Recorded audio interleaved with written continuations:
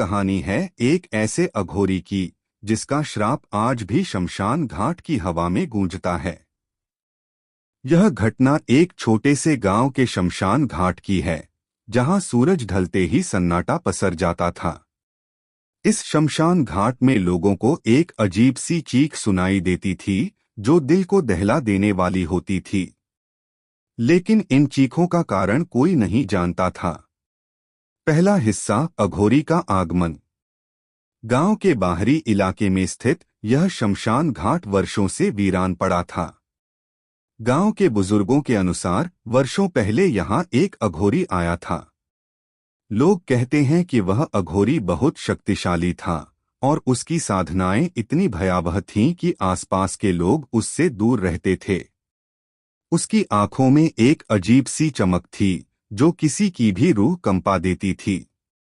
वह दिन रात शमशान में साधना करता था और कहा जाता है कि उसकी साधना इतनी उग्र हो चुकी थी कि वह मृत्यु और जीवन के बीच के रहस्यों को जान चुका था। अघोरी का नाम कैलाश बाबा था। वह हमेशा काले कपड़े पहनता और उसकी लंबी जटाएं उसकी पीठ तक फैली रहती। लोग कहते थे कि वह शमशान में आत्माओं से बात करता था। उसकी साधनाओं का उद्देश्य मृत्यु के बाद के जीवन को समझना और उस पर नियंत्रण पाना था। लेकिन उसकी एक साधना गलत दिशा में चली गई। दूसरा हिस्सा, अघोरी का श्राप। एक रात जब अघोरी कैलाश बाबा ने अपनी अंतिम साधना की तैयारी शुरू की, तो गांव में हलचल मच गई। लोगों ने देखा कि शमशान से अजीब सी रोशनी और धुआं उठ रहा है। कुछ साहसी लोग शमशान की ओर बढ़े, लेकिन जैसे ही वे वहां पहुंचे, उनकी चीखें गांव तक सुनाई दीं। उस रात अघोरी कैलाश बाबा की साधना पूरी नहीं हो पाई। वह साधना के बीच में ही मौत के आगोश में समा गया, लेकिन मरते वक्त उसने शमशान और गांव पर श्राप दे दिया था। उस श्राप में कहा गया था कि इस शमशान में जो भी आएगा, वह मेरी साधनाओं का हिस्सा बनेगा। यहाँ किसी की भी मृत्यु स्वाभाविक नहीं होगी। हर आत्मा यहाँ चीखें मारेगी और उसका अंत मेरे हाथों होगा। तीसरा हिस्सा, शमशान की चीखें।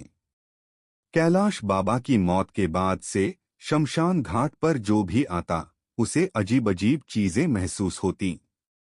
कई लोगों ने बताया कि उन्हें वहां अघोरी की परछाई दिखाई देती थी और रात को अक्सर लोगों ने वहां चीखों की आवाजें सुनी।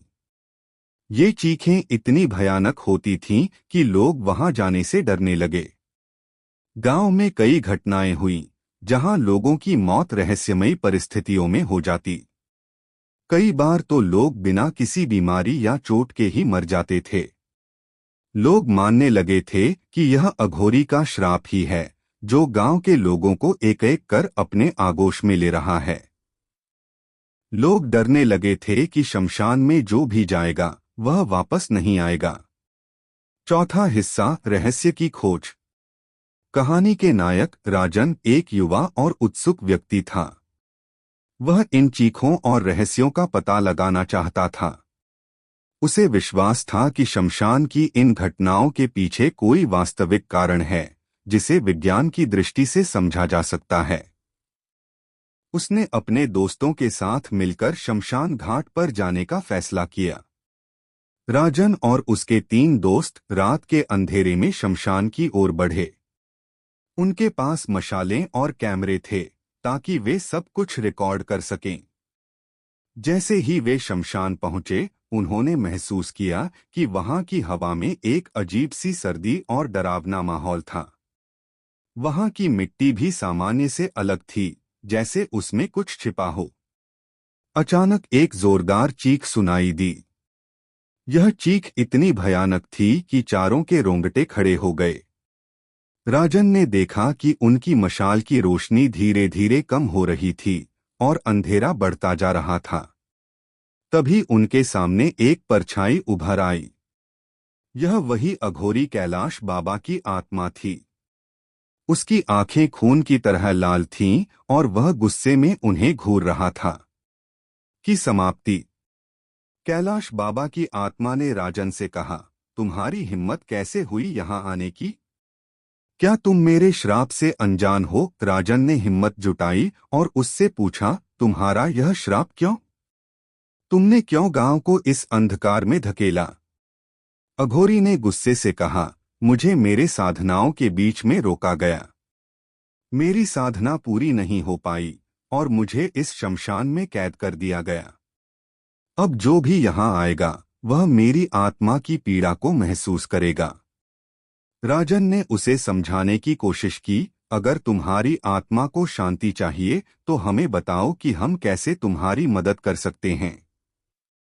हम चाहते हैं कि तुम्हारी आत्मा को मुक्ति मिले ताकि गांव और शमशान में फिर से शांति आ सके। अघोरी की आत्मा थोड़ी शांत हो गई। उसने राजन को बताया कि अगर कोई उसकी अधूरी साधना को पूरी कर दे तो उसकी आत्मा को मुक्ति मिल सकती है। राजन ने यह चुनौती स्वीकार की और अघोरी मुक्ति और शांति। राजन ने अघोरी द्वारा बताई गई साधना को पूरी करने के लिए अपने दोस्तों के साथ मिलकर साधना शुरू की। यह एक कठिन प्रक्रिया थी जिसमें ध्यान, मंत्र और अघोरी की विशेष विधियों का पालन करना था।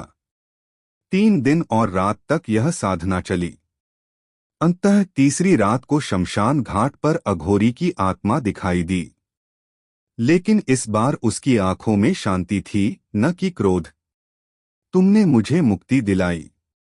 अब यह शमशान शाप मुक्त है। गांव के लोग अब चैन से रह सकते हैं, अघोरी की आत्मा ने कहा और धीरे धीरे वह गायब हो गई। उस रात के बाद शमशान की चीखें हमेशा के लिए शांत हो गईं। गांव में मौतें रुक गईं और लोग धीरे धीरे शमशान के पास जाने लगे। राजन और उसके दोस्तों ने गांव को इस श्राप से मुक्ति दिलाई थी। कहानी ने गांव में एक नई शुरुआत की, लेकिन राजन जानता था कि वह रात और वह अघोरी कभी भुलाया नहीं जा सकेगा। शमशान घाट आज भी खड़ा है, लेकिन अब वहां शांति है, न कि चीखें। अघोरी का श्राप, शमशान की चीखें एक ऐसी कहानी है जो हमें बताती है कि अंधविश्वास और आत्माओं का संसार कितना रहस्यमयी हो सकता है।